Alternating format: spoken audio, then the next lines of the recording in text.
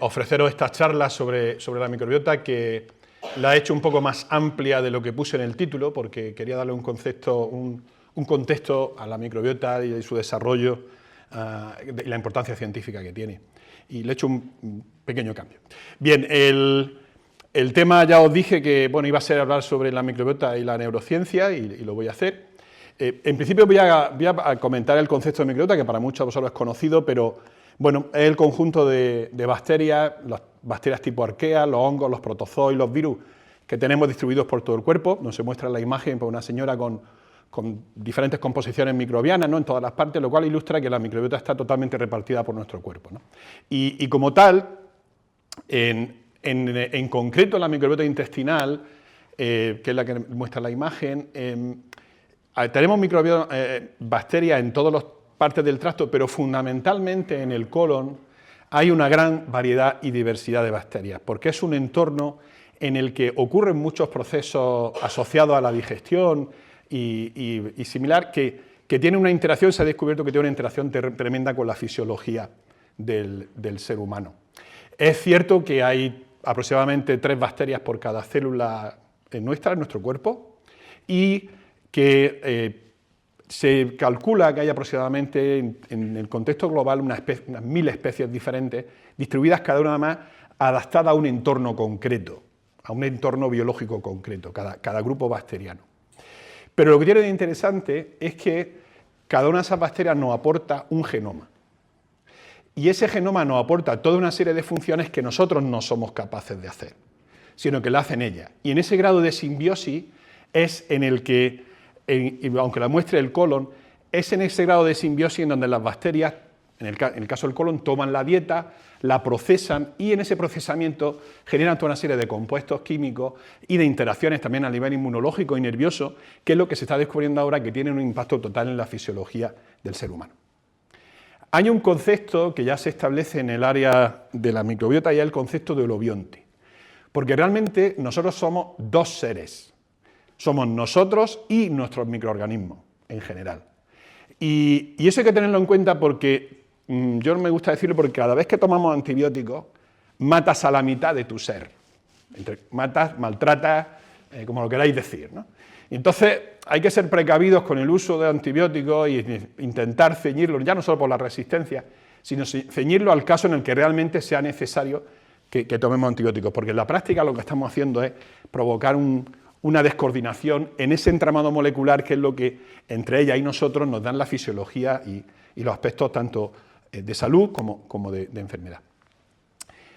Fui a Google y miré, y bueno, ahí tenéis la gráfica. Si yo pongo microbiota, microbioma, pues hay 217.000 artículos, pero si os fijáis en la tendencia de los artículos, la palabra se emplea fundamentalmente en los últimos 10 años, en concreto en los últimos 5, es más del 60% de las publicaciones del área son de los últimos 5 años, en donde la microbiota o la microbioma de alguna forma viene explícito en la publicación, porque se estudia o se comenta sobre ello. Eso ha hecho que, aparte del nivel científico, a nivel de divulgación, ha trascendido este conocimiento hasta cierto punto, y eso ha generado pues, que aparezcan publicaciones en revistas en donde como esta, si la queréis ver luego, que la compré expresamente para ver qué era lo que decían, en donde se divulga sobre la microbiota, en revistas con un tono o libros con un poquito más de científico, o también incluso en recetarios, libros de recetas, para que tú tengas tu microbiota sana. Y hasta ese grado ha llegado ya la divulgación científica asociada a esto. ¿Por qué? Porque se están viendo conexiones de la microbiota con infinidad de procesos fisiológicos y patológicos. Ahí pongo una lista de ellos y pongo puntos suspensivos, porque hay infinidad. Y de ahí viene el enorme boom de publicaciones científicas en donde se está viendo ese tipo de interacción entre nuestra microbiota y el ser humano. Hay multitud de ejemplos, que ahora mencionaré algunos de ellos casos. No quiero dejar de mencionar el último caso, la toxicología de los pesticidas, en donde Margarita se dedica, involucrada 100%, a ver esa interacción entre los pesticidas y la microbiota, y cómo hay intermediación y qué impacto tiene en nuestro cuerpo. Pero en el cerebro, que es la parte donde yo voy a entrar, pues ahí hay de todo. En autismo, en Parkinson, en Alzheimer, en depresión, en esquizofrenia, en esclerosis múltiple, en epilepsia, en estrés, en neurogénesis, incluso la estructura cerebral. en la barrera hematoencefálica, en la neurogénesis del cerebro, en la respuesta psicológica de la persona y, por supuesto, no voy a hablar ahora que es el desarrollo temprano. Y eso es el tema en donde voy a daros algunas publicaciones que considero que fueron importantes en el campo. En concreto, esta de 2013 demuestra por primera vez que existe una conexión neuronal de un producto microbiano, que es el propionato, que es un producto de fermentación microbiana, que tiene una conexión neuronal directa a través del GPR43, del receptor, directa con el cerebro. Y eso a mí me impactó en su momento porque había una conexión directa entre un compuesto químico, hay una neurona con un receptor diseñado en el cuerpo humano que además llega a tu cerebro. O sea, y ahí ya dije, bueno, aquí hay más tema del que, como ahora, pues lógicamente se está viendo. En el 2006 esta publicación fue muy impactante porque se demostró que la microbiota era en parte responsable de la obesidad.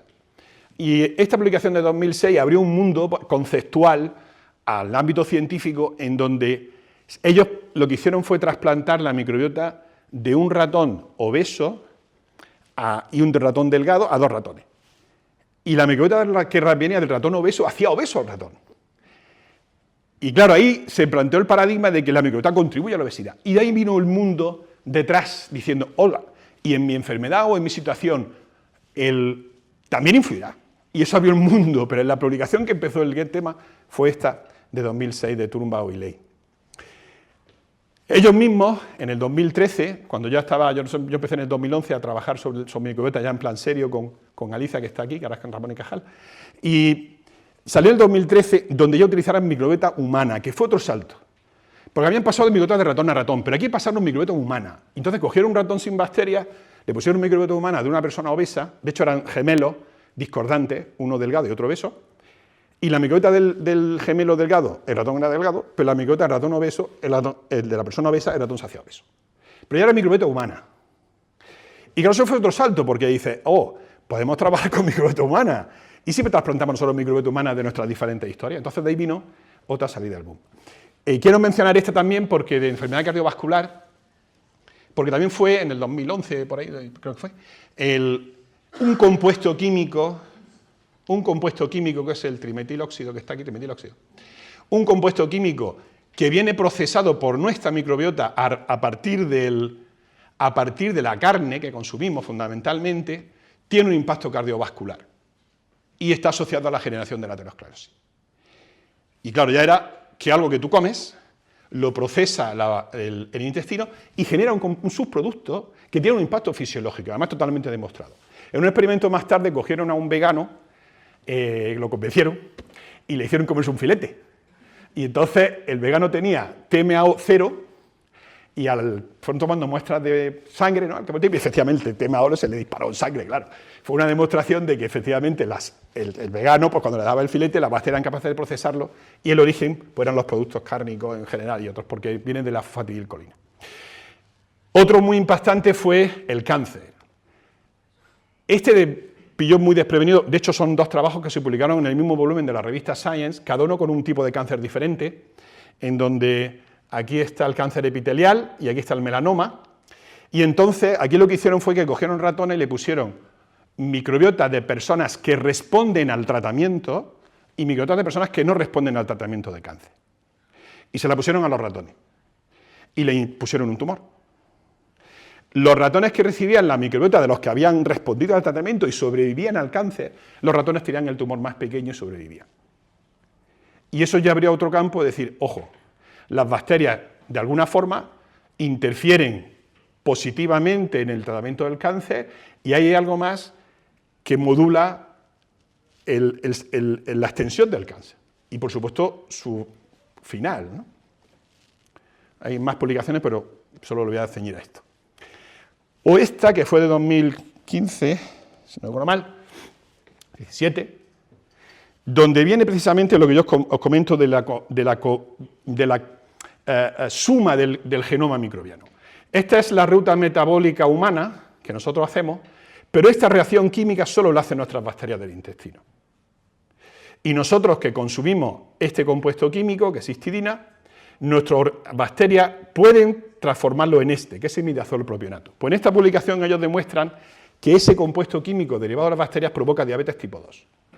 De hecho, interfiere en la ruta de la señalización de la insulina, que era otra demostración de que un compuesto químico, en este caso aportado por el genoma microbiano, produce diabetes tipo 2 en los ratones, resistencia a la insulina. Y por último voy a mencionar el aspecto del envejecimiento y la longevidad, que aquí tengo una cosa interesante que si queréis las preguntas lo comento. Aquí transfirieron microbiota de ratones adultos a jóvenes. Los jóvenes envejecían en parámetros bioquímicos. Pero es que unos compañeros amigos míos en Irlanda hicieron lo contrario. Transfirieron las microbiotas de ratones jóvenes a viejos. Y los ratones viejos mejoraban en sus parámetros químicos, y bioquímicos y metabólicos. ¿Vale? Y ahí dejo para que lo penséis. De tal forma que aquí se ve en la imagen, pues, el ratón viejo que le dan la microbiota del jovencito, pues se vuelve joven en muchos parámetros, y el ratón joven, cuando le dan la del viejecito, pues se vuelve viejo en muchos parámetros. ¿Vale? Bien, esto ha llevado el boom de la microbiota a que haya, como conocéis, probióticos que ahora se dan y lo encontráis en la farmacia con mucha facilidad. Hay un campo concreto en donde hay unos probióticos especiales que se llaman psicobióticos, porque están diseñados para el tratamiento psicológico. Es el único tipo de probiótico que tiene un término diferente, que es el psicobiótico, o que es un probiótico que vende la empresa Microbiomic, una empresa en el País Vasco, que se da para el tratamiento de los que tienen infección de Clostridium difficile. 4 pastillas de 1 gramo en total. ¿Sabéis cuánto vale el medicamento? ¿Cuánto le ponéis que valen las 4 pastillas del medicamento? 9.500 €. Para hacer el tratamiento de Clostridium difficile. Y ya os podéis imaginar lo que hay dentro de la pastilla. ¿Vale? Si queréis, hablamos de eso después. Y bueno, vamos a entrar en lo del cerebro, que era lo que yo iba tal. Bueno, obviamente existe una conexión entre el cerebro y la microbiota y el intestino, y esa conexión se conoce desde hace muchísimo tiempo, porque hay frases coloquiales que todos hemos dicho alguna vez: lo siento en las tripas, siento mariposa en el estómago cuando te ves que te enamoras de alguien, tiene un impacto psicológico, tienes un nudo en el estómago como das ahora que tiene un... Entonces siempre ha habido una conexión entre cerebro e intestino que incluso en el lenguaje ha venido siempre de fondo utilizándose. En concreto, en el desarrollo neonatal, que es lo que yo voy a hablar ahora, el niño nace estéril, pero cuando nace estéril se contamina. Y a lo largo de su evolución, él va a ir contaminándose y adquiriendo bacterias que va a ir configurando una comunidad microbiana propia de una serie de bacterias que tenía aquí con sus nombres, y va avanzando donde cada vez tiene más bacterias y una comunidad más estable, que aproximadamente a los 3 años aproximadamente se calcula que es cuando ya la comunidad microbiana se estabiliza.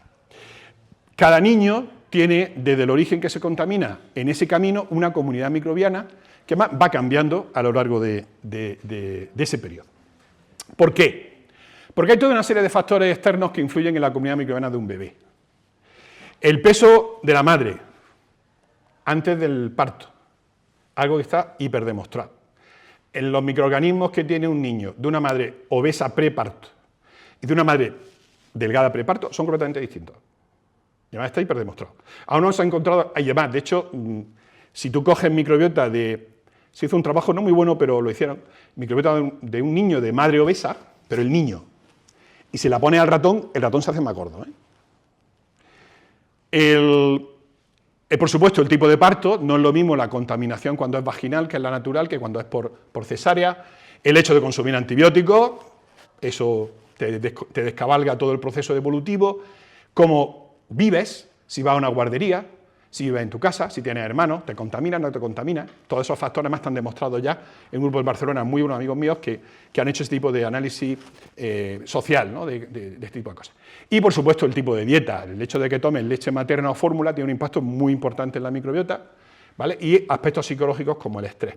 De tal forma que, en función de eso, cada niño evoluciona con una microbiota diferente a lo largo de todo este proceso, ¿vale? Y eso tiene consecuencias en el hecho de que a la vez que esa microbiota evoluciona el cerebro del niño. Y claro, el cerebro del niño nace con un número de neuronas que progresivamente van conectándose y va progresivamente el cerebro de atrás hacia adelante, va evolucionando, donde va estableciendo conexiones neurológicas en todas estas partes del cerebro que le van a permitir ir evolucionando, ir adquiriendo habilidades de control de la alimentación, del sueño, o ya de la visión en movimiento, o ya el control del lenguaje. Entonces, todo esto es un proceso progresivo que ocurre a la vez que la coevolución con el microbioma de su intestino. Hasta el punto de que, no sé si lo sabéis, pero un niño nace con un montón de neuronas que ya no vuelven a aparecer, pero lo que sí establece es 10.000 conexiones de sinapsis cada segundo. Y esas conexiones de sinapsis cada segundo son las que crean circuitos neuronales que luego el niño va eliminando en función de su uso. El circuito neuronal que me ayuda a mí a darle patadita al balón es el que conservo. Y entonces se hace todo un desbrozado de circuitos neuronales progresivos que no se usan. Y que, como veis, progresivamente con la edad, pues esos circuitos neuronales, por el envejecimiento, van cada vez perdiéndose porque las habilidades todo se pierden, ¿no?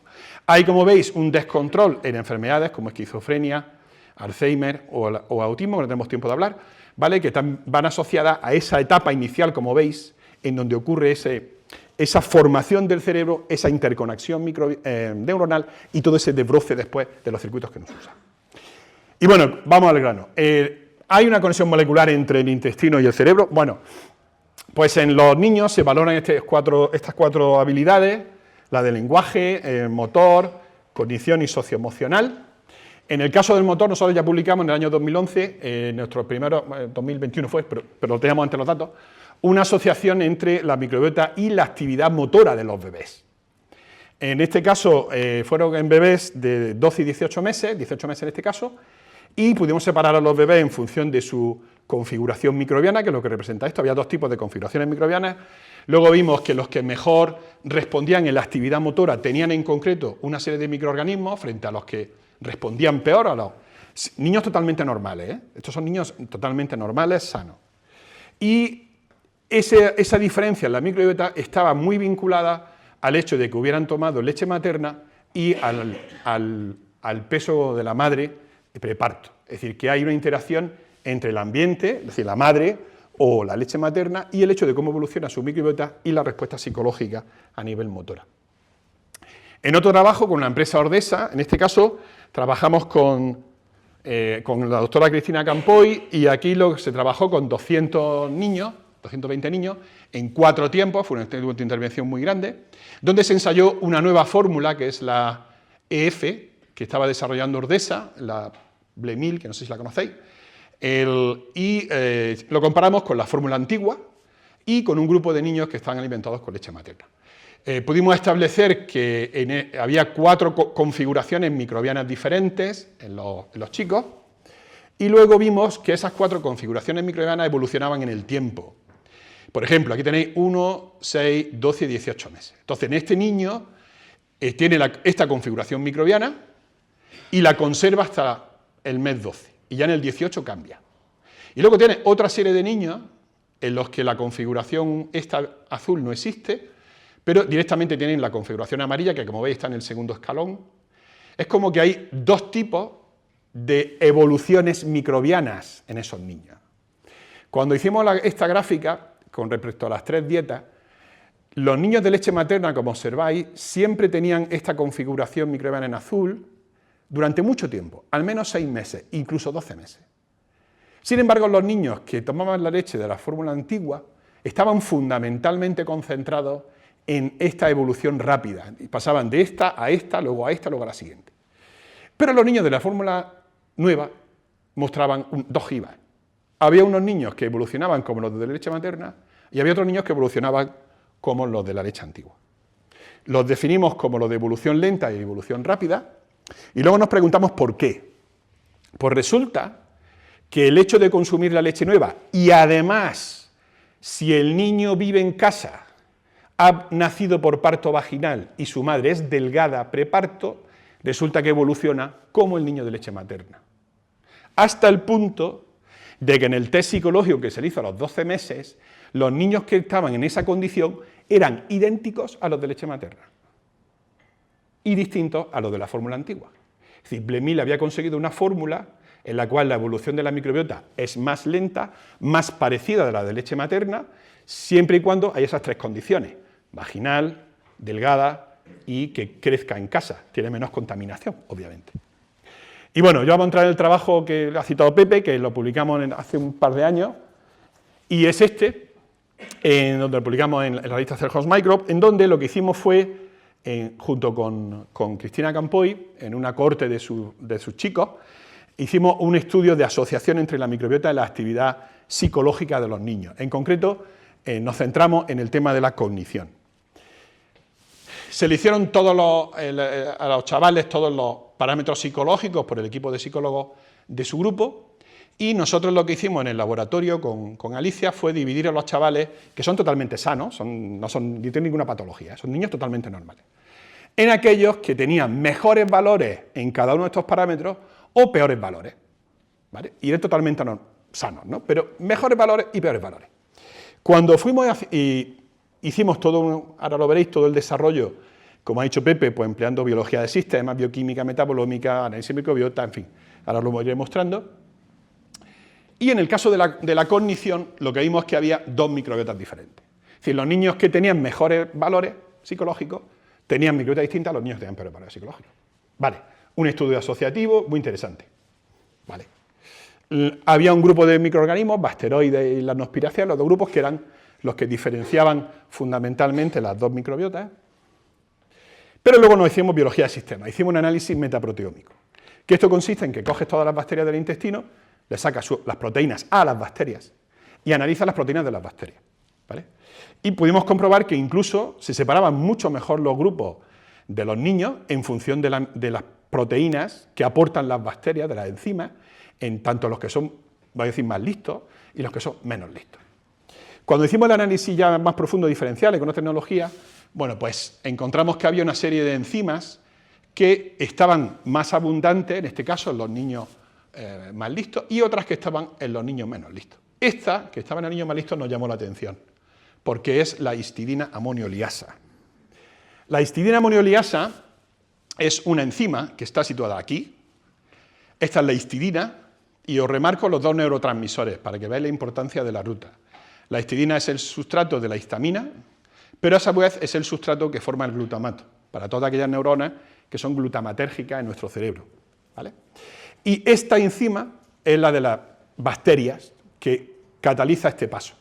Cuando hicimos el estudio bioquímico vimos que efectivamente había diferencia en la actividad enzimática, fue una comprobación extra bioquímica a los datos proteómicos. Y la segunda pregunta fue, bueno, ¿y estos compuestos químicos están regulados podrían estar regulados por las bacterias? Pero eso es verdad.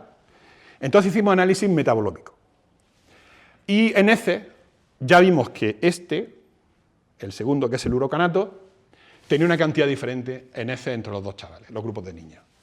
Hicimos además también análisis de orina, en donde vimos que efectivamente en la orina de los niños había diferencias en los compuestos químicos que están dentro de esa ruta y en las ratios.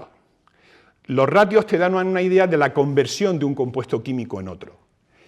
Y vale, pues tenemos una asociación estupenda, hemos encontrado que las bacterias aportan una enzima que posiblemente regula, porque esto no deja de ser asociativo, pero esto es verdad o no es verdad. Y entonces aquí es donde interviene nuestro señor vicerrector, que en el año 2000 y pico, a través de Mariano Amaña, se escuchó en el rectorado una propuesta para montar una instalación de ratones axénicos, de los que siempre se queja porque son muy caros. Y aquello se impulsó a través de los fondos FEDER. Luego la universidad tuvo que aportar fondos adicionales para adecuar el edificio, en fin, hubo que hacer un trabajo ímprobo, pero al final sí consiguió. Y somos la única universidad, el único centro en España que tiene este tipo de ratones. No hay nadie más en España. Y bueno, entonces aprovechando que aquello funcionó, durante el COVID, que nos pilló el COVID, hicimos el siguiente experimento. Para demostrar que realmente que las bacterias tienen algún impacto, se emplean los ratones axénicos, porque si tú le pones bacterias de un niño obeso, si el ratón se hace obeso, porque las bacterias están aportando algún tipo de mecanismo molecular. Pues en nuestro caso, nosotros lo que hicimos fue coger un grupo de 8 niños que tenían mejor respuesta psicológica a nivel cognitivo, y otros que tenían peor respuesta psicológica se la pusimos a los ratones. Le hicimos un test gracias a la colaboración con Fernando Gámez y con Milagros Gallo, que nos echaron una mano de colaboración dentro del centro, del Instituto de Neurociencia, y ellos examinaron los ratones con este test, en donde al ratón le pones 2 objetos idénticos y a las 2 horas le cambia uno. Como los ratones son curiosos, si el ratón es curioso y listo, se va al objeto nuevo. Si el ratón es menos curioso y menos listo, se va al objeto familiar. Y de eso se calcula un índice de discriminación. Pues efectivamente, los ratoncitos de las bacterias, que tenían las bacterias de los niños más listos, eran más listos. Eran capaces de detectar el compuesto, el objeto no familiar. Por eso se llama novel object. Obviamente, como son ratones, pues ahí los puedes abrir, ¿no? Con los niños no puedes, pero a los ratones sí. Y entonces, pues claro, no puedes coger el cerebro de un niño, pero el cerebro del ratón sí. Entonces, bueno, lo que hicimos primero fue estudiar las bacterias. Efectivamente, las bacterias de los niños, de los ratones, eran distintos, en función de si venían de niños más listos y menos listos. Encontramos algunos microorganismos que estaban, como veis, distribuidos en ambos. De hecho, aquí hay un grupo que tenemos de bifidobacterias que están presentes en los niños más listos, y hay una línea que a ver si tiramos para adelante de ella, si tenemos probiótico que haga inteligente a la gente. Y luego cogimos pues todos los tejidos que representa aquí, pues heces, plasma, sangre, cerebro, y analizamos todos los compuestos químicos de toda la ruta de la histidina, todo. Y en un análisis de inteligencia artificial de Random Forest, pues efectivamente los compuestos químicos que nosotros sospechábamos precisamente en el cerebro eran los que mejor discriminaban a los niños, a los ratones de niños más listos y menos listos. Cuando ya hicimos el análisis metabolómico, comprobamos que efectivamente los ratones tenían diferente cantidad, en este caso heces de uno de ellos, de la histidina, pero sobre todo, que fue lo más impactante, que en el cerebro de los ratones la relación entre la conversión de esos compuestos químicos era diferente. Es decir, las bacterias están controlando el compuesto químico y eso llega al cerebro y te impacta en el cerebro la neurona glutamatérgica, que no, eso no lo hemos demostrado, porque no hemos entrado todavía en ello, pero te hace más inteligente. Digamos, mejor memoria, cognición, si se puede definir como tal. Y con esto termino sin querer decir que nuestros datos proteómicos no se ciñen solo al ejemplo que os he dado. Ahí tenemos otro hilo que estamos a tirar de él, que tenemos otra conexión molecular muy prometedora, muy interesante, entre la microbiota, cómo procesa los compuestos químicos y que tiene un impacto cerebral. Y con esto quiero dar las gracias a todos vosotros por haberme escuchado y a todos los grupos que han participado en esto, que son, por supuesto, el grupo de Cristina Campoy, que nos proporcionó las muestras, Milagros Gallo con todo el análisis psicológico, nosotros con Alicia, que está aquí presente, y mis colaboradores, por un trabajo internacional con los colaboradores internacionales que nos proporcionaron las técnicas. Y con esto me despido de la charla.